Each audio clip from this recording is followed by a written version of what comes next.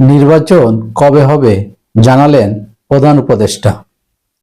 খবরে বলা হয়েছে, ভোটার তালিকা নির্ভুলভাবে তৈরি করার ভিত্তিতে নির্বাচন সম্পন্ন করতে হলে 2025 সালের শেষের দিকে নির্বাচন অনুষ্ঠান সম্ভব হবে বলে মন্তব্য করেছেন অন্তর্বর্তীকালীন সরকারের প্রধান উপদেষ্টা ডক্টর মোহাম্মদ ইউনূস।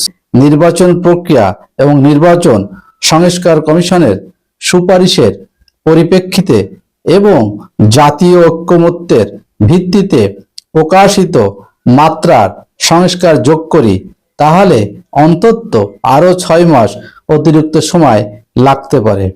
মোটা দাগে বলা যায় 2025 সালের শেষের দিক থেকে 2026 সালের প্রথমার্ধের মধ্যে নির্বাচনের সময় নির্ধারণ করা যায়।